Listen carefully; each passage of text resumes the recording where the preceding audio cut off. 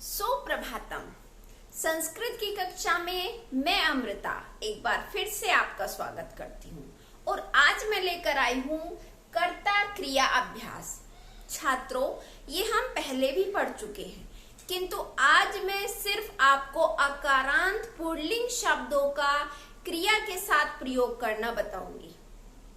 कर्ता क्रिया का अभ्यास हम 2 से 3 भागों में करेंगे, अर्थात पुल्लिंग शब्दों के साथ, स्त्रीलिंग शब्दों के साथ तथा नपुंसकलिंग शब्दों के साथ। तो आज शुरू करते हैं पुल्लिंग शब्द, अकारांत पुल्लिंग शब्द, जो कि आप अपने प्रथम पाठ में पहले भी पढ़ चुके हैं। अकारांत शब्द क्या होते हैं? जिन शब्दों के अंत में अ होता है। जैसे हमने लिखा रामः शब्द, अब आप लोग सोचेंगे इसमें तो अ है ही नहीं। ऐसा नहीं है, इसमें अ छिपा हुआ है, क्योंकि वर्ण विच्छेद कराते समय मैंने आपको बताया था कि बिना स्वर के व्यंजन अधूरे होते हैं। अर्थात जिस स्वर में आपको कोई मात्रा, जिस व्यंजन में आपको कोई मात्रा नजर नहीं आ रही है, कोई हलंत भी नजर नहीं आ रहा है, इसका अर्थ होता है कि वहां पर आपका अ छिपा हुआ है। जैसे वर्ण विच्छेद करके देखते हैं, यहाँ पर आपको आ नजर आ रहा है तो आप बड़े आसानी से लिख देंगे र आ म। लेकिन म में भी बच्चों हलंत नहीं है, इसका मतलब ये म पूरा है, व्यंजन स्वर से ही पूरे होते हैं। तो हम यहाँ पर अ, तो देखिए इस शब्द का अंत किस में हो रहा है? अ में हो रहा है। तो अ में अंत होने वाले वो सभी शब्द अकारांत पुल्लिंग ही कहलाते हैं। बालकः, गजः, सिंहः, एषः, सः। तो अकारांत पुल्लिंग में बेटा जो सर्वनाम शब्द आते हैं, सबसे पहले मैं आपको उनके बारे में बता देती हूँ। सर्वनाम शब्द आप पढ़ भी चुके हैं हिंदी में, अर्थात सभी के लिए नाम।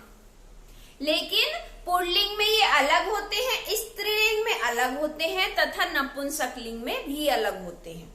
जैसे देखिए, हमने प्रथम पाठ में पढ़ा था सह, और सह का द्विवचन होता है तौ और बहुवचन होता है ते। तो ये आपको ध्यान में रखना है। मैं आपसे अगली कक्षा में पूछूंगी, सह होता है वह, लेकिन केवल पुल्लिंग के लिए। यहां पर लिख देते हैं सह वह, तौ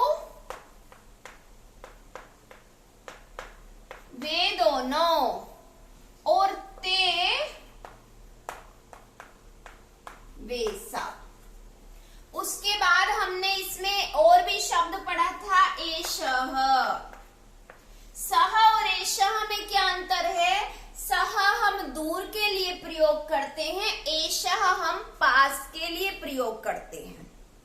जैसे कोई बालक आपके पास खड़ा है तो आप बोलेंगे एषः बालकः।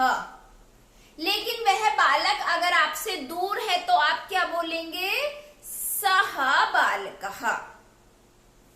जैसे मेरे पास अभी सुधाखंड बोलते हैं, चौक को हम संस्कृत में बोलते हैं सुधाखंडः। तो अभी मेरे पास है तो मैं बोलूंगी एषः सुधाखंडः। लेकिन अगर मैं इस चौक को दूर रख देती हूँ, मुझसे दूर चली जाती है, तो मैं दूर करके बोलूंगी सह सुधाखंडः। कोई भी शब्द, अगर आपके पास कोई हाथी खड़ा हुआ है, आप बोलेंगे एषः गजः, और अगर वो हाथी आपसे दूर है तो आप क्या बोलेंगे? सह गजः।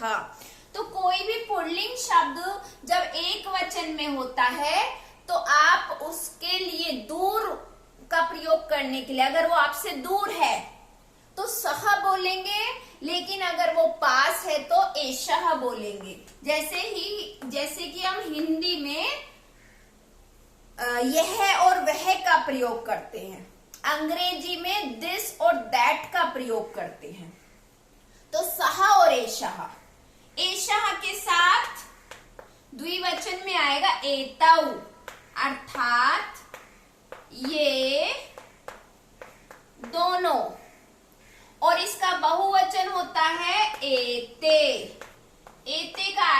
अर्थ होता है ये सब। तो बच्चों ये आपको बड़े ही ध्यान से समझना है कि सह हमेशा कब लगाया जाता है, जब कोई वस्तु, कोई प्राणी पुल्लिंग में हमसे दूर होता है। एषः का प्रयोग हम तब करते हैं जब वह हमारे पास होता है। और तीसरा इसके साथ प्रश्नवाचक शब्द कह। कह होता है कौन, कह का द्विवचन बनाएंगे कऊ। कऊ का अर्थ होता है कौन, दोनों।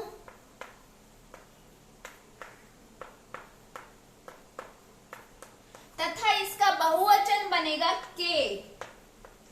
के का मतलब होता है कौन, सब।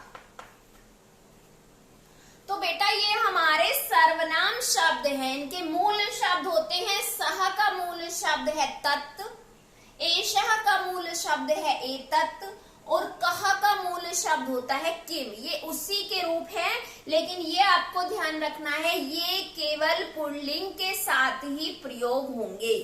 तो आज हम कर्ता क्रिया का अभ्यास केवल पुल्लिंग में कर रहे हैं, इसलिए आपको पुल्लिंग शब्दों को ही मैं बता रही हूँ। अब आगे चलते हैं। ये सर्वनाम शब्द है सह। अब मुझे बोलना है वह छात्र है।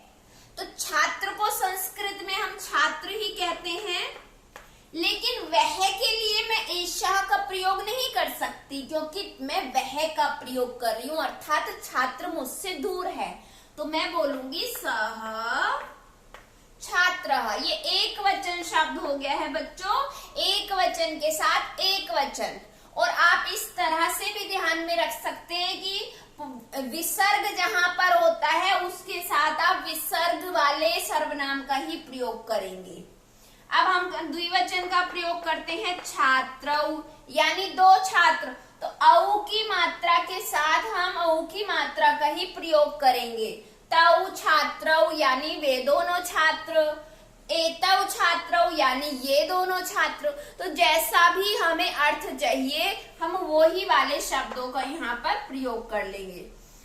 अब आता है छात्राः। बालकः बालकौ बालकाः, छात्रः छात्रौ छात्राः।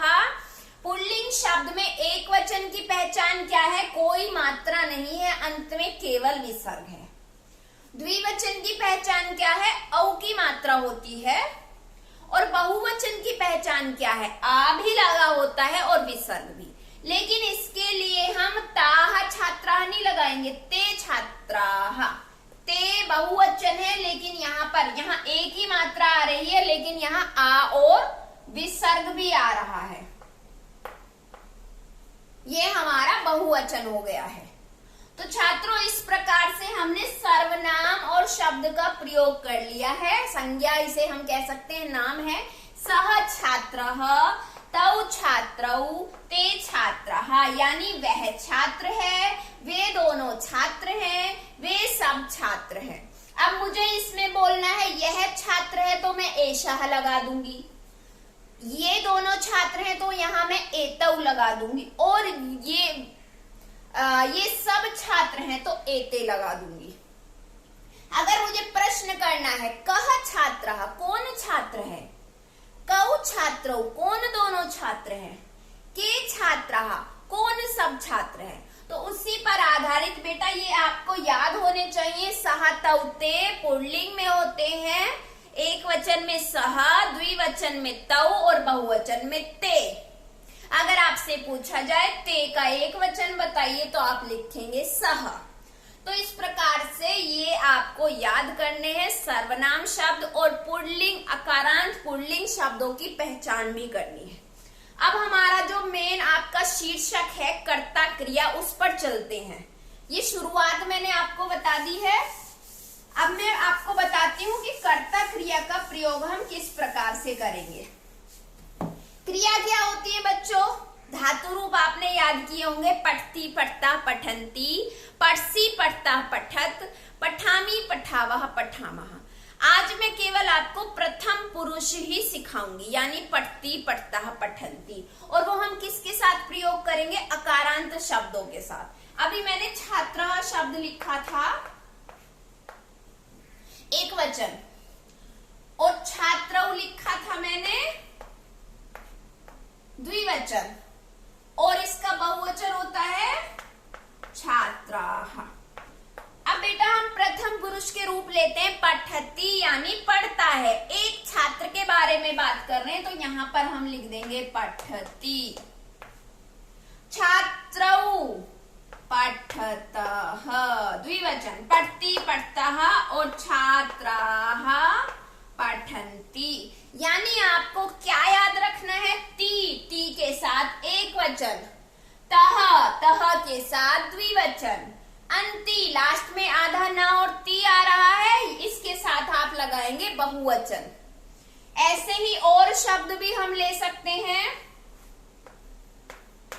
अश्वः, विसर्ग देख सकते हैं, विसर्ग है, कोई मात्रा नहीं है, यानी एक वचन है, इसलिए लिख देंगे धावति, मतलब दौड़ता है, एक घोड़ा दौड़ता है। अश्वः का द्विवचन क्या हो जाएगा? अश्वौ। धावती का द्विवचन धावतः। अश्वः, अश्वौ, और बहुवचन क्या है? अश्वाः। धावन्ति, ये हमारा बहुवचन हो गया।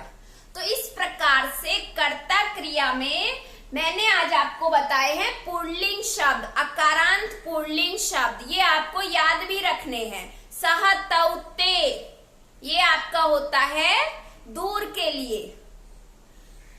एषः, एतौ, एते, ये होता है पास के लिए। कह, कौ, के, ये होता है हमारा प्रश्न के लिए। जैसे मैं आपको बोलूं अश्वः धावति का प्रश्न बनाइए, तो क्या बोलेंगे आप? कह धावति, मतलब कौन दौड़ता है, प्रश्न चिन्ह लगा देंगे। अश्वौ धावता, औ की मात्रा आ रही है, तो कह का द्विवचन कौ। कौ धावतः। अब आता है अश्वाः धावन्ति, कह कौ के धावन्ति। तो छात्रों इस प्रकार से आपको कर्ता क्रिया का अभ्यास करना है। आज मैंने आपको केवल प्रथम पुरुष के ही कर्ता क्रिया बताई है। 3 पुरुष होते हैं, प्रथम पुरुष, मध्यम पुरुष और उत्तम पुरुष। इसके साथ साथ मैंने केवल आपको पुल्लिंग शब्द के साथ ही कर्ता क्रिया बताई है।